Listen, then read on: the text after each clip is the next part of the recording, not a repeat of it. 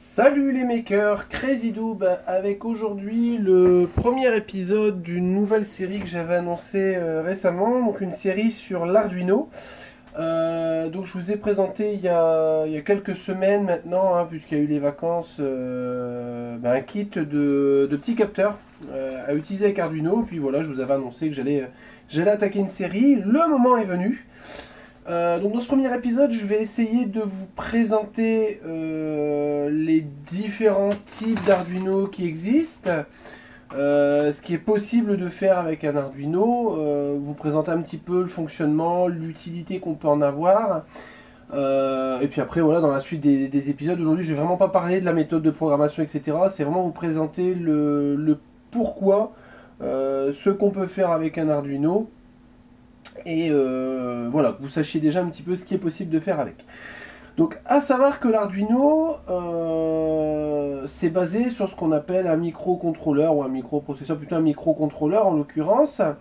Le microcontrôleur, en fait, on va le retrouver sur tout type d'Arduino. Donc, je vais vous montrer ça un petit peu ici. Donc, je vous montre par exemple ici ce qu'on appelle un Arduino Nano, donc qui est un des plus petits Arduino sur le marché, qui n'est pas le plus petit, mais un des plus petits, en tout cas un des plus utilisés.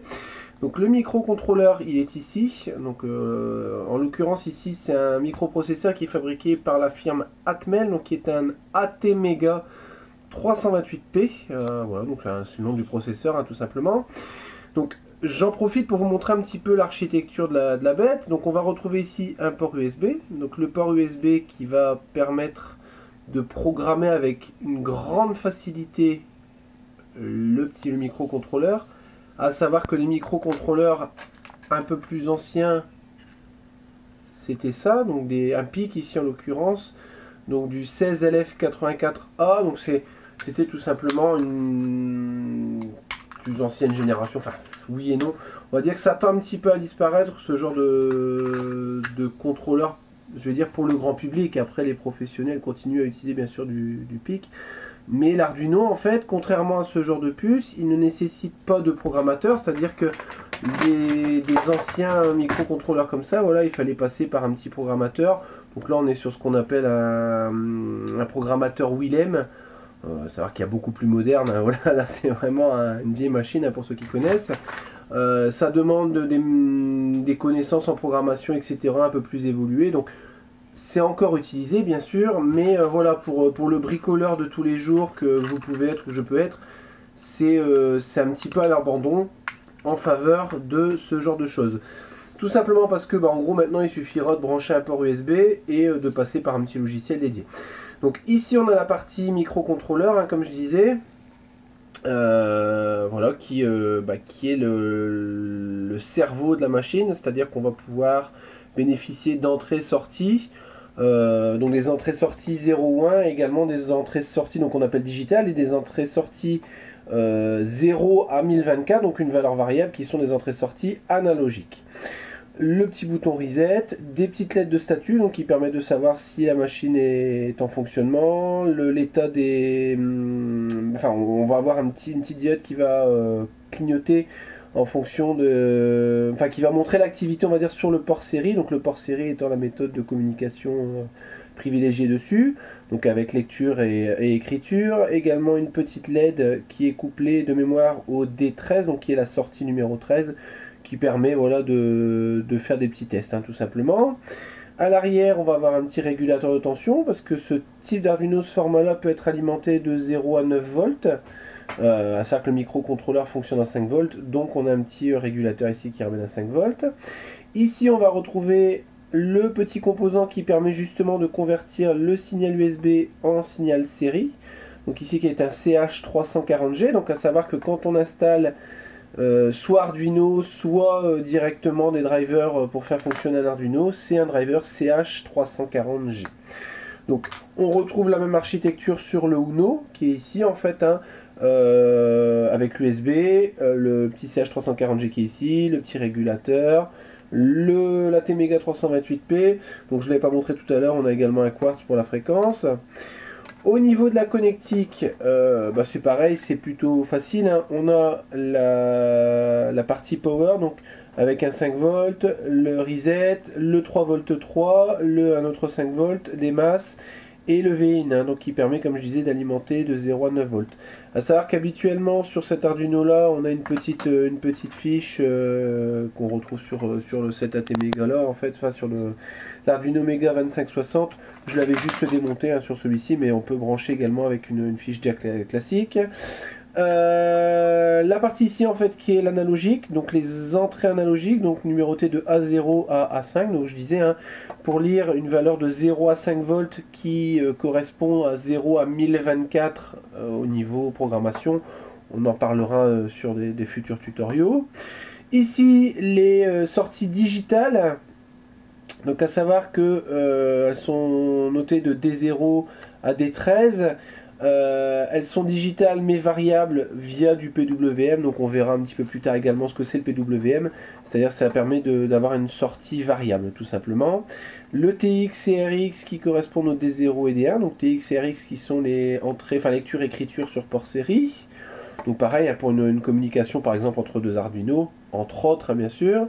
Une masse, le RF qui est la valeur référence pour les entrées analogiques. SDA, SCL qui sont les deux pins en fait tout simplement pour utiliser l'I2C. Donc on verra un petit peu plus tard que l'I2C c'est une méthode pour raccorder énormément de capteurs ou de sorties, hein, genre des petits écrans à cristaux liquides comme ça, qu'on pilote normalement par exemple ici sur 16 fils, on va le piloter sur 4 fils. Donc ça c'est vachement intéressant, c'est l'I2C, voilà, on en parlera un petit peu plus tard. Et on va voir également le Mega 2560 ici, qui est entre autres utilisé par exemple pour les ramps, pour les imprimantes 3D. C'est tout simplement une version évoluée d'un Uno ou d'un autre, puisqu'on a un processeur avec beaucoup plus d'entrées-sorties, un ATmega 2560 tout simplement, donc on en voit forcément, on a plus d'entrées-sorties, hein. Sinon après l'architecture est toujours la même avec l'USB, le reset, etc. hein. On n'a pas d'autres gros changements. Bon, après on a un processeur un peu différent, donc avec des caractéristiques également différentes.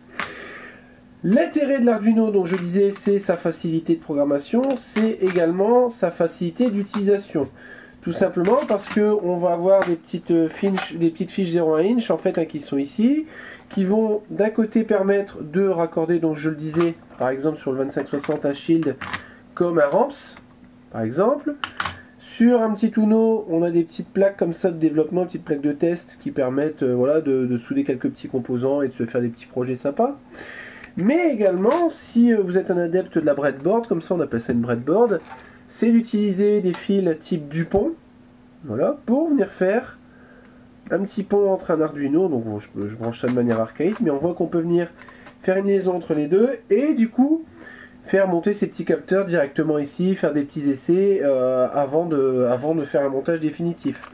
Ça permet également, en utilisant ce genre de petits shields, un CNC Shield, hein, que j'ai déjà présenté sur la plupart de mes machines laser et machines outils, on vient le monter sur l'Arduino Uno également, et ça permet de réaliser des petites machines sympas, par exemple. L'avantage de l'Arduino également, c'est, comme je vous disais tout à l'heure, de pouvoir intégrer des petits kits capteurs prémontés, hein, donc qu'on va trouver, qui coûtent vraiment 3 fois rien. La plupart du temps, c'est de l'ordre de quelques centimes. Ici, de mémoire, on doit avoir un module de température. Hein. Bon, il y en a des dizaines, voire des centaines.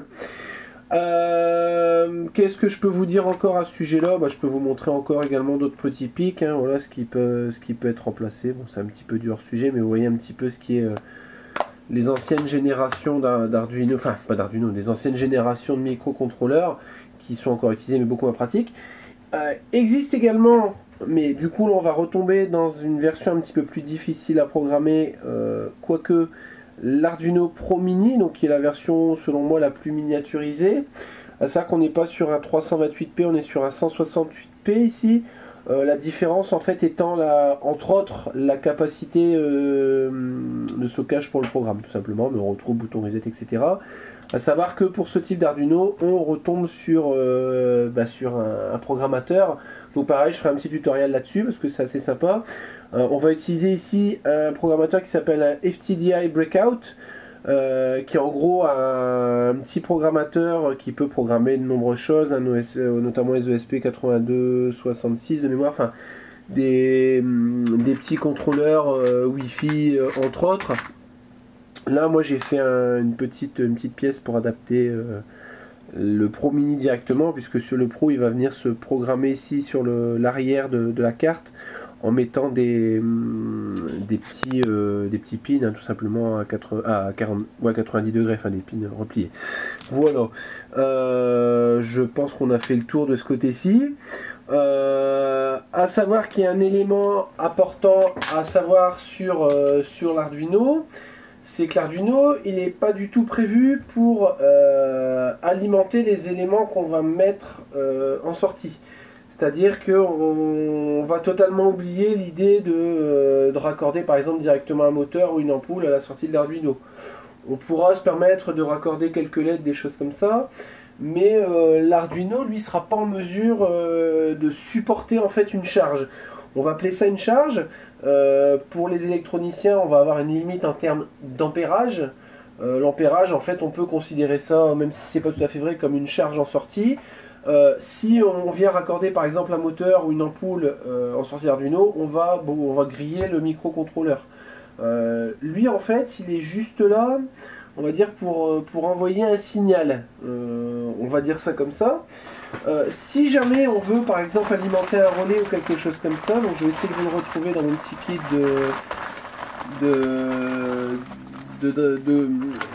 de capteurs, etc.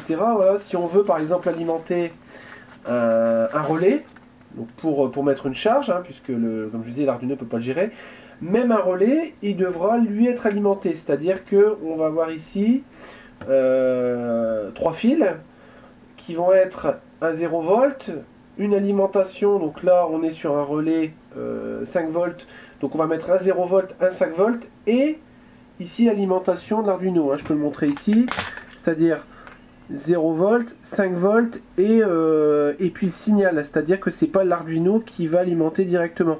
Alors on va passer par, on voit ici un petit transistor qui va faire le relais.